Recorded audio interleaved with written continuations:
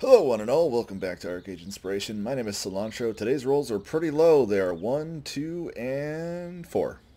Not quite 1, 2, and 3. So let's see what we get here. That's Battle Rage, Defense, and Sorcery. And that turns us into a Crusader. Lovely. Alright, let's figure out what the Crusader can do. So here's what I went for with the Crusader. I decided to go for a sort of versatile hit-and-run spellcaster slash melee hybrid. I would highly recommend using very defensive cloth gear, as well as a shield and a scepter, or in the very near future, an obsidian katana. Because you are going to be relying on sorcery to do a decent amount of damage, not just your melee, so... this build is a little bit more focused on defensiveness, maneuverability, and utility more than raw damage output, just as a heads up. But just to show you what my defenses are, I'm using the stone armor set at illustrious rating, at heroic rating, and with my insulating lens active, I actually have 4,000 physical and magical defense. Now granted, when insulating lens is gone, it does drop down to 3,000, but still pretty respectable. So you can actually be pretty darn tanky with this build right up front. In addition, of course, you have a boost to your maximum health with refreshment from defense, which is nice. And insulating lens itself essentially gives you a boost to your maximum health as well, absorbing 2,049 damage before it falls. So really quite a nice boost to your maximum health with this build, just straight up. Kind of some nice things to have. As far as the actual abilities that we've taken, more or less the standard suite from defense. We have Shield Slam into Bull Rush, although I would advise against using them in sequence for reasons that I'll get into here in a little bit. Readout, pretty standard stuff, high block rate, immune to being pushed and knocked down, always handy. Pairs very well with Battle Focus, giving you a huge boost to your parry rating as well, meaning that attacks against you in the physical form, as long as you're standing up and facing the target, will be more than likely blocked or parried. Invincibility is always good for its use as invincibility. And I did decide to take Olo's Hammer here, despite the fact that this build actually makes very heavy use of trips, for some very specific reasons, which I'll get to here in a little bit. Out of Sorcery, you take a few damage spells. Arc Lightning, Chain Lightning, both high damage spells for their investment. One of the things I did not take with this build is Magic Circle. It's usually a very good spell indeed, but your purpose as a Crusader is to be more maneuverable, and it's very rare that you'll actually have a chance to sit down and just do damage over and over again with something like Magic Circle. So I decided not to take it. Only I did take those Frigid Tracks, which works very well with this build, not only supplementing your maneuverability and making it harder for people to chase you, but also enabling Freezing Arrow to become a much more powerful spell. As I mentioned in previous videos, when you leave Frigid Tracks behind, if somebody steps on them, they'll become stunned, but they'll also become chilled. And if they are chilled, you can actually use Freezing Arrow to put them to sleep for a good 15 seconds, which is quite powerful. One option you have to supplement this, if you wish, is to pick up Meteor, because it's probably the best spell in the game to break a sleep. So if somebody is slept, you can just use Meteor Strike and deal an insane amount of damage to them. But I decided not to take it for the purpose of just saving some points. Out of Battle Rage, one other thing that we do not take that would normally be taken is Precision Strike, due to the maneuverability of the build and the lack of reliable ways in which you can kind of get behind the target. Precision Strike just doesn't quite make much sense. You still have Tiger Strike, which does a very large amount of damage, considering its investment. And when the level cap is increased, you could always pick up Precision Strike as well. I did go ahead and decide to get Deflect and Retaliate this time around, as Battle Focus will make things much easier for us in terms of keeping our offensive abilities off cooldown, allowing us to do multiple Tiger Strikes in short succession, as well as all the rest of our attacks.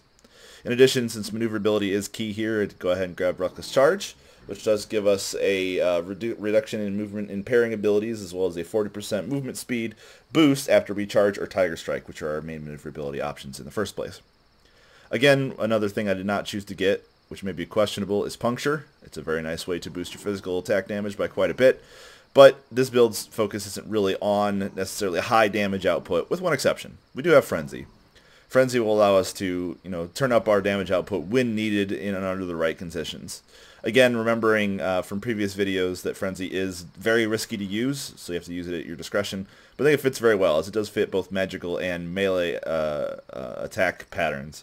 And the boost to both magical and melee attack will be effective in this build, as we do both. Otherwise, pretty much a standard suite of Battle Rage stuff. Charge into Triple Slash is always good.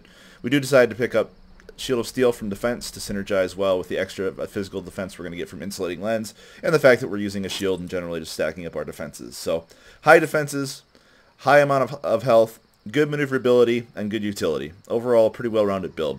I'll show you guys a few of the combat applications coming up right now. So one of the biggest things you're going to have to worry about when you're playing as the Crusader is overly using trips. There are a number of trips that are available to this build. For example, Ola's Hammer. The follow-up from Shield Slam into Bull Rush is a trip. You also have the trip that you get from Whirlwind Slash when the target is slowed. And you have the trip that triggers whenever you charge in, snare, and then follow up with Triple Slash. All of these will result in a very, very quick hitting of the diminishing returns mechanic. If you apply the same crowd control effect too many times in short succession, they will become immune to it for 30 seconds, which is quite a large amount of time. So when you do use your chips, you want to use them sparingly and you want to use them intelligently. And I would highly recommend using some of your other crowd control elements more actively. Namely, one of your elements that is the best really with this build is its maneuverability, its ability to hit and run. And I recommend using that over just about anything else in terms of quote-unquote crowd control. So overly spamming your trip will not be very useful. So one of the things that I like to do with this build is to charge in with, well, charge. This inflicts a snare, which means that the target cannot move.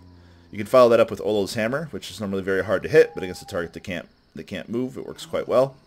And then you can use that time granted you by Ola's Hammer to buff yourself with Frigid Tracks if you don't already have it. You could also use Insulating Lens if you don't have that up. Or you can actually just open right up with an Arc Lightning. Following up with a large amount of Freezing Arrows once you've cast Frigid Tracks, the relatively low cooldown will allow you to use this ability multiple times during the duration of a single Frigid Tracks, allowing for a lot of damage and a lot of movement speed inhibition. One other nice little combo that I've noticed is if you combine Boastful Roar with the freeze that's preferred from Freezing Arrow, the target's move speed will be reduced to almost nothing, allowing you to exercise your superior kiting abilities for quite some time. So just to show here, I'm going to actually go ahead and charge in Ola's Hammer, and then I'm going to use the Frigid Tracks as I had mentioned. So here we go. I'm going to charge, get the snare, throw our Ola's Hammer, and go ahead and cast Frigid Tracks. I'm going to fire a Frostbolt, and then immediately follow up with a Boastful Roar. Now the target is barely able to move. At this point I can use whatever other attacks I wish at my discretion. Using them when they're actually next to you would probably be a better idea. We're going to have a lot of respawns on us, is what's going to happen. But I think you guys get the point of sort of the idea behind this build. Is a lot of hit and run utility, making use of all your abilities, and of course your defensive cooldowns will make your hit and run much more easily done, especially against physical builds. Being able to do all the sort of things, sort of keeping readout and parry up during the most important parts of a fight will help you stay alive. One other interesting technique that I've never really explored with this sort of build is actually to switch between using a shield and dual wielding. You could pick up the dual wield proficiency, which allows you to parry ranged attacks, allowing you to have a much larger window during which you are more resilient against archers. So for example, you could use your shield, go ahead and pop readout, get in close if you can, use your shield abilities, and then once readout is over, switch to a dual wielding configuration to get better attack speed, as well as to enable battle focus to allow you to parry the ranged attacks. So there you go. That's the suite of options available to the Crusader. Certainly some extra options available when we hit 55. There's something to be said about potentially using Imprison, of course Precision Strike, Puncture, and Magic Circle. Some abilities that are usually automatically included when you pick those abilities, but when you pick those trees, but I decided to mix it up a little bit. So thanks for watching, thanks for liking the video, and I'll see you next time.